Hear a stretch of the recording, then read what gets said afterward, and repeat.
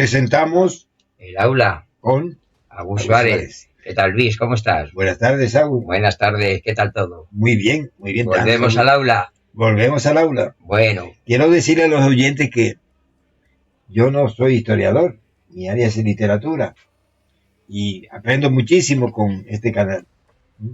Así que gracias, Agustín, por enseñarnos. Nada, y gracias también a los que nos siguen en el canal. Por supuesto, y que le gusta. El otro día le gustó mucho el que hicimos de sobre Caracalla.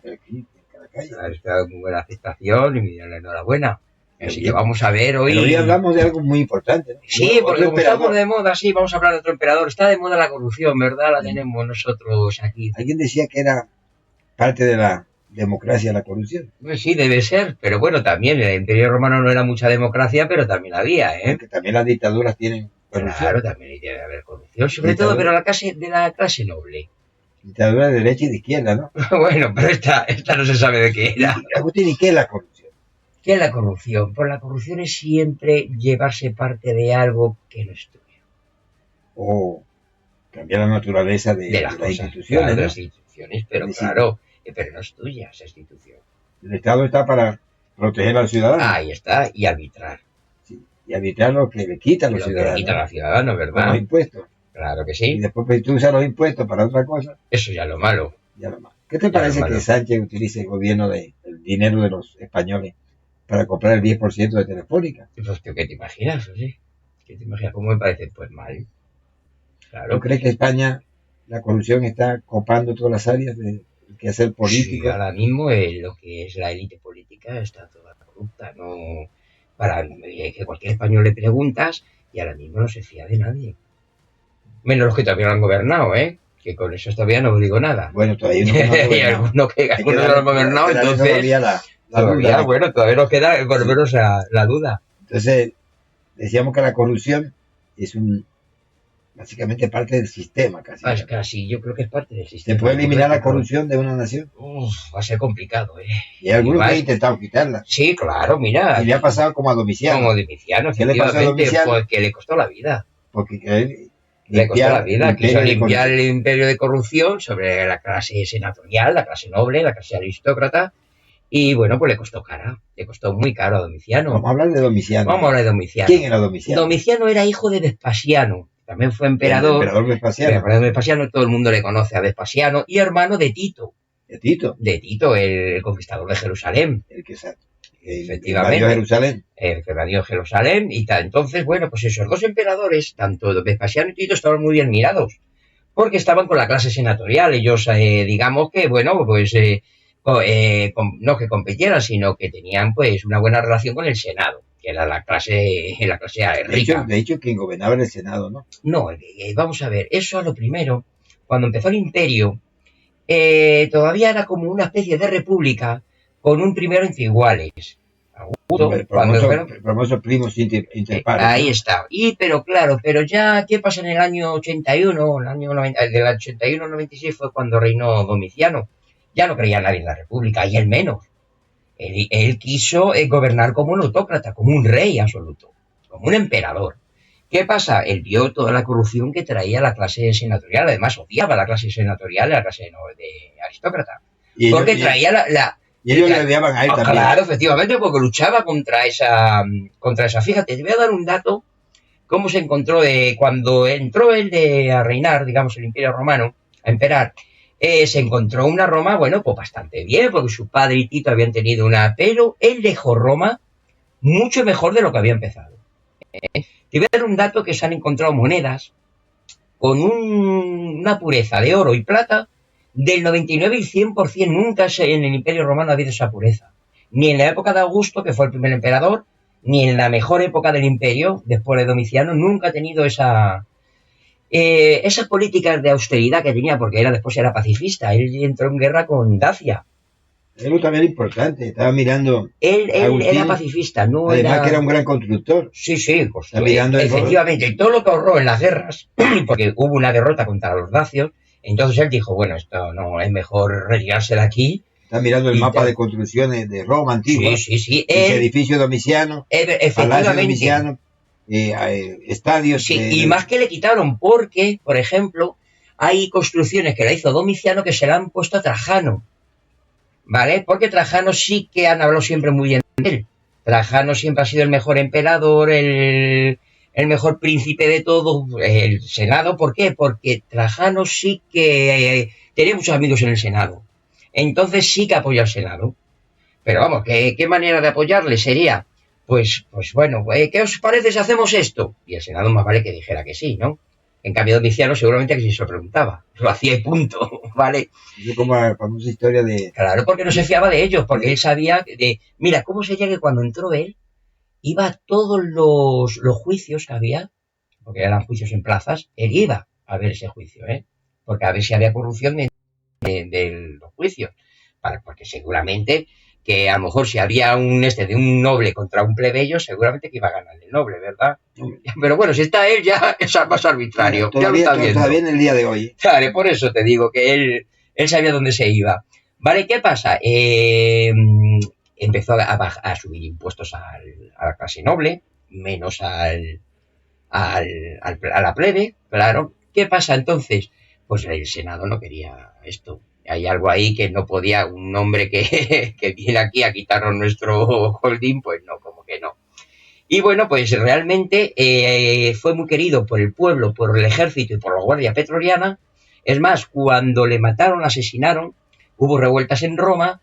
Incluso la Guardia Pretoriana, el siguiente emperador, que fue Concello Nerva, que se dice que estuvo implicado en el asesinato. ¿Qué pasa? La Guardia Pretoriana exigió a Nerva que le entregaran los asesinos del Domiciano. ¿Y qué hizo el Senado? Muy, muy astuto, para que todo se calmara, porque sabían que iba a haber revueltas en el ejército.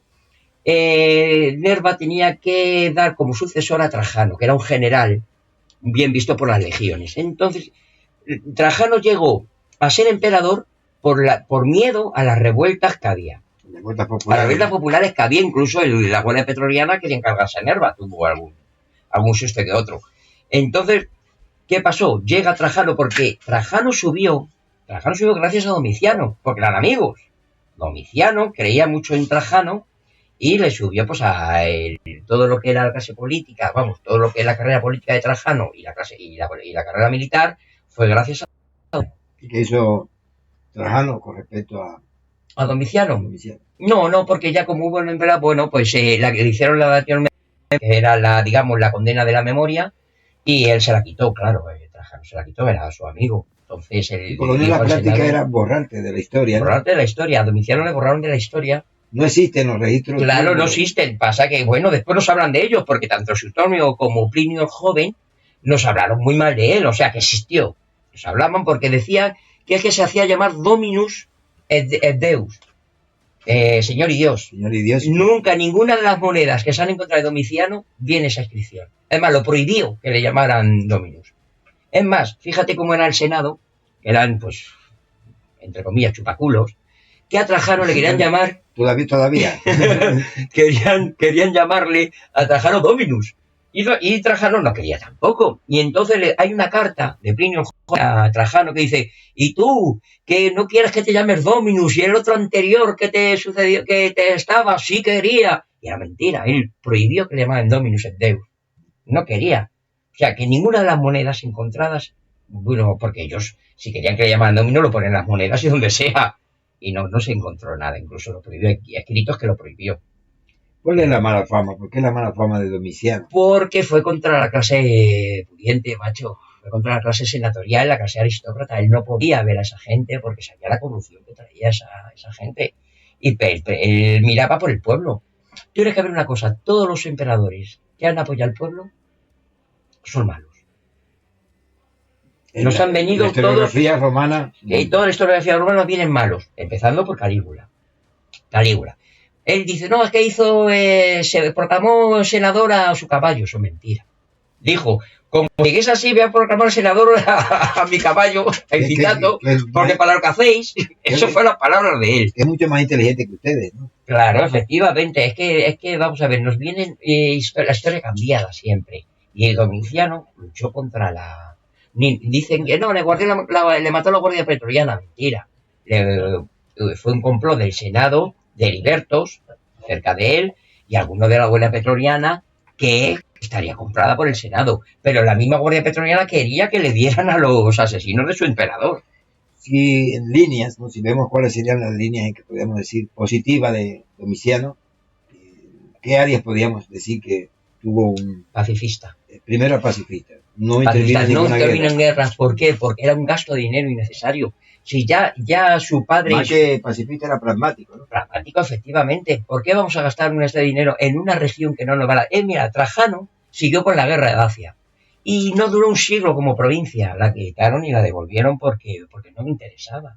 No interesaba ni defenderla de las invasiones bárbaras, ni tan siquiera daba algo... Empezaron a extraer oro de allí, pero muy poco. Pero era bueno, fíjate, esa conquista que para quien fuera, para el Senado, para la gente que quería esa guerra. Pasa que Trajano sí que hacía caso al Senado por una razón, porque tenía muchos amigos allí que fueron los que le mandaron ser emperador. Y en el aspecto económico, ¿qué situación económica pues, vivió Roma con Domiciano? Dejó con las arcas llenas.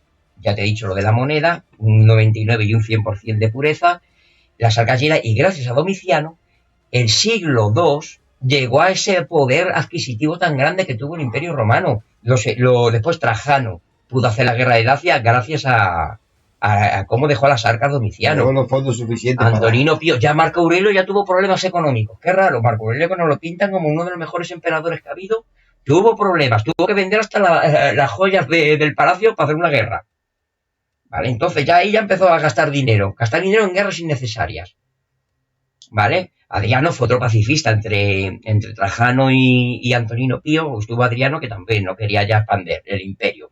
Pero Domiciano, una cosa, tanto económico como pacifista, sin tener que hacer grandes guerras, a costa de mucho dinero, y después todas las construcciones que nos ha dejado, incluso hay construcciones que le han quitado a él y se han puesto a Trajano, eso es verdad, porque ya después hay inicios que dicen, coño, hay cosas que dicen, no, es que esta no lo hizo Trajano, lo dijo Domiciano en el año 95 o en el 93, dentro de su reinado empezó a hacerse eso. Y el aspecto de la vida social en Roma, en Roma, Domiciano. Pues, vamos a ver, ¿qué pasa? Domiciano gastaba el dinero en la plebe. ¿Por qué? En el sentido de juegos, los daba juegos porque la gente quería juegos. Pan y circo. Quería pan y circo. La gente empezó a tener más poder adquisitivo, y mientras que si hubiera dinero, todo está bien. Entonces, ¿qué pasa? Al subir a los impuestos a la gente noble, claro, ellos tenían que pagar menos impuestos. Entonces, todo iba bien, pero no para la clase alta, para los dirigentes. La clase alta, si le estás cobrando más impuestos... Pues no les gusta, ¿verdad? Tiene que cargar, claro, es que hay que cargar siempre contra los más pobres. Contra los más pobres. También hizo leyes de que no podían quitar los aristócratas tierras a los campesinos medios para que pudieran trabajar. O sea que hizo varias leyes bastante buenas. Es curioso de un emperador contra la corrupción. Y sí, ¿cuáles fueron las políticas de Domiciano contra la corrupción? ¿Qué hizo contra la corrupción? ¿Qué le llevó a la muerte? Hombre, pues mira, le llevó a la muerte porque él mismo sentenciaba a senadores a muerte con la corrupción. Al primero que le veía que tenía un índice de corrupción, se le cargaba. Está claro, y ahí empezaron a coger miedo. ¿Por qué se le cargaron? Porque creían que iba a haber otra. Además, creo que a los pocos días iba a haber las elecciones de cónsul. Y él los montaba a dedo. No le hacía caso al Senado. Porque el Senado iba a poner a los dos cónsules que quería él. No, él a lo mejor es para mí. Creo que para el pueblo. Y claro, ellos no querían. Eso no querían. Y hubo el complot dentro del miedo. Pues a mí se me va a cargar, porque a mí me han pillado haciendo esto, ¿verdad? Y uno de los primeros que estuvo ahí en el complot fue Nerva, el siguiente emperador. Al día siguiente ya era emperador, Nerva. Nerva que estuvo 2 años solo y estuvo 2 años con revueltas, el ejército rebelándose, y por eso tuvo que coger como sucesor a Trajano. Alguien que el ejército lo aplacara. Tenemos siempre la idea de que los emperadores como alguien que solamente quería beneficiarse del poder. Como todo. Y que que tampoco tenía política para, como se llamaba en esa época, para la plebe, claro. Para la gente pobre. Uh-huh. Y que tenemos un caso excepcional con Domiciano. Domiciano fue un caso excepcional. También hay otros, por ejemplo, Nerón. Nerón fue también muy querido por el pueblo. Y a nosotros nos han montado siempre como algo, un monstruo. Algo tuvo que ver bien. También él lo tuvo que hacer bien cuando la gente le quería, y la Guardia Pretoriana y todos estos. Entonces, algo pasaba. Después ha habido emperadores que también ha habido. El mismo Adriano también tuvo una condena del olvido. ¿Por qué? Porque Adriano tampoco quería con el Senado tener nada. Después puso como sucesor a Antonino Pío, que sí que era senador, era de clase noble, entonces ahí se calmaron las cosas con el Senado. Marco Aurelio igual. Fueron gente, pero ¿qué pasa con su hijo? Cómodo. Como que no lo han puesto también de loco, ¿sabes? Pues tampoco tenía que estar tan loco, algo pasó también. ¿Sabes lo que dicen que por qué? Toda la esta de Cómodo, porque quería, él dijo una vez que quería ser gladiador. Pero vamos a ver, él nunca fue un gladiador. Eso bajaba a la arena y luchaba con espada de madera. Este era Cómodo, el hijo de Marco Aurelio. que aparece en la película del Gladiador. Sí, el primero que sale en Gladiador. Eso no era así, eso no va con la realidad. Está que salió claro.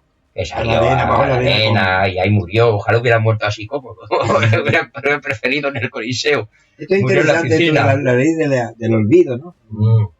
Porque inclusive se dice que con el cristianismo lo hicieron también, ¿no? Sí, efectivamente. Dice que borraron de todos los registros a Jesús, ¿no? Sí, claro. Porque era una especie de... Claro. Para Roma no era... Pero es que después fue al contrario.